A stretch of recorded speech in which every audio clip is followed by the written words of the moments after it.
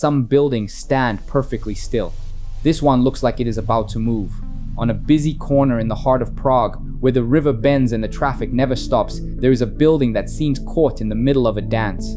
Two towers lean into each other. One is solid, upright, and composed. The other twists and curves, as if it were wrapped in a flowing dress. Together, they turn an ordinary street corner into a moment of pure movement. This is the dancing house. And the story of how it came to stand here is every bit as surprising as the building itself. To understand it, you first have to understand the empty space that was here before. For nearly 50 years, this corner was a wound in the city. In February of 1945, in the final months of the Second World War, American bombers struck Prague by mistake, believing they were flying over Dresden. The house that stood on this exact plot was destroyed. What remained was a gap, a blank space in a beautiful row of historic facades, and for decades nobody knew what to build there. Seen from above, you begin to understand why this was such a difficult problem. Prague is a living museum of architecture, layered with Gothic spires, Baroque domes, and elegant Art Nouveau apartment buildings that line the embankment like a wall of ornament. Any new building here would have to answer to all of them. From the air, the logic of the city becomes even clearer. Prague grew along the wide curve of the Vltava River, and its embankments were built as long, continuous walls of apartment blocks.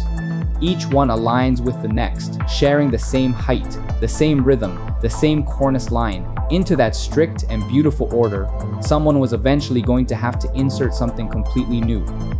The answer came from two architects. The Croatian and Czech architect Vlado Milunić, who lived just around the corner, had been sketching ideas for this site for years.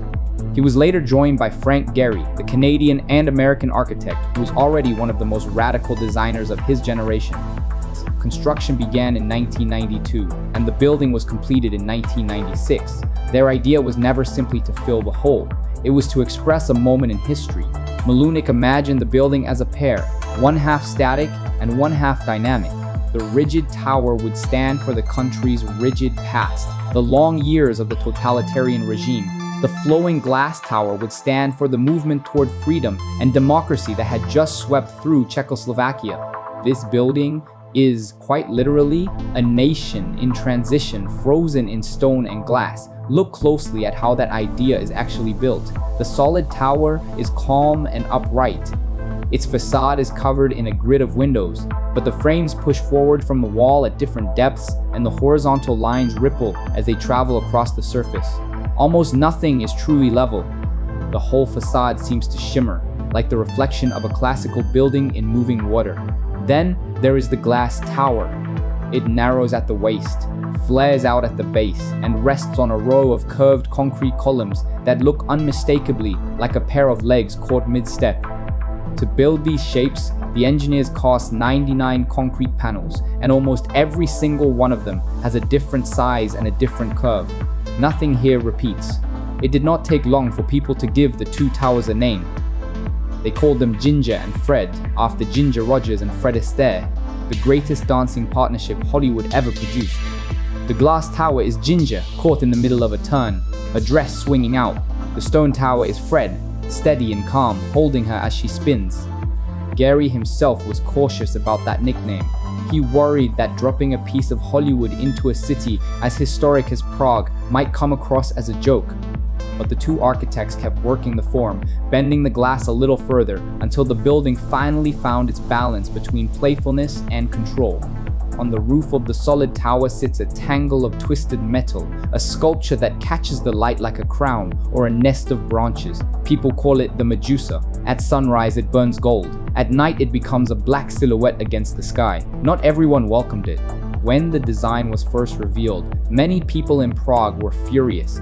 They argued that this strange, warped shape had no business standing beside centuries of careful, historic architecture.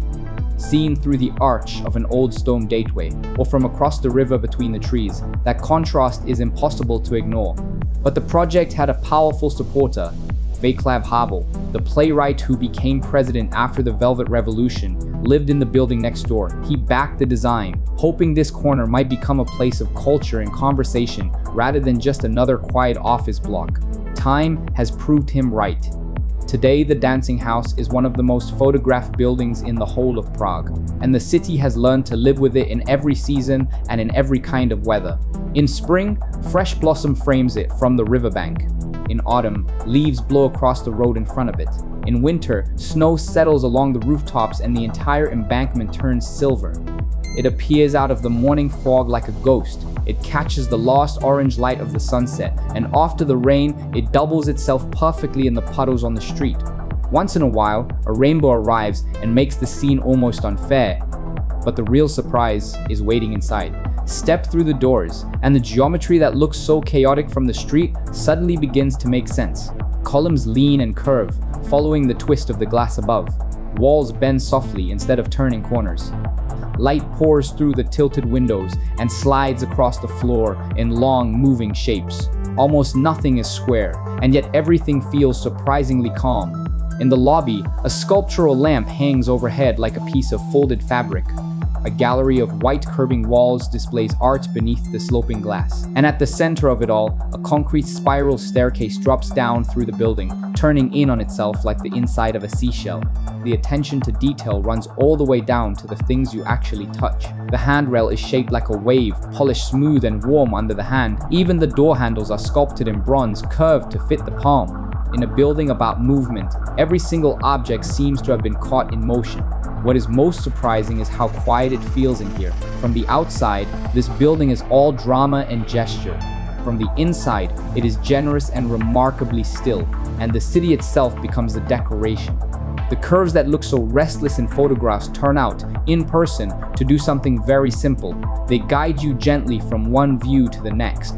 And this is not a monument that you can only look at from the outside. It is a working building, and it is full of life. There are offices where the leaning glass turns the city into a permanent panorama. There are studios where architects work at drafting tables with Prague Castle framed in the window. There are meeting rooms wrapped in curving white ceilings, looking straight out over the Vltava River. Higher up, the building becomes a place to gather. In the kitchen, chefs work through a busy service. At the bar, bottles glow against the dark glass. And out on the roof terrace beneath the twisted crown of the Medusa, tables look across the rooftops toward the castle as the sun goes down. Part of the building is now a hotel, and its rooms take full advantage of those impassable walls. Beds sit beneath windows that lean out over the street. Breakfast is served against a wall of glass with the whole city laid out beyond it. There are bathrooms with round porthole windows, suites with their own private staircases, and quiet corners with a chair, a bookshelf, and a view worth staying for. As the light begins to fade, the restaurant fills. Tables are set against the tilted glass, candles are lit, and Prague Castle glows on the hill across the water. Then night falls, and the building transforms one more time. The glass tower lights up from within and becomes a lantern standing on the riverbank, doubling itself in the black water below. Cars draw long ribbons of light along the embankment. Inside, a fire burns quietly in a lounge while the whole city sparkles beyond the windows. And on the right night of the year, fireworks bloom across the sky above the river. 30 years after it was finished, the argument is long over. What was once called an insult to Prague has become one of its landmarks, a building that people travel across the world to see.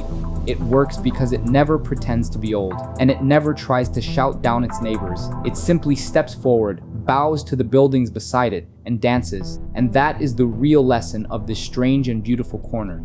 Architecture does not have to choose between respecting the past and imagining the future. Sometimes the boldest thing a building can do is move.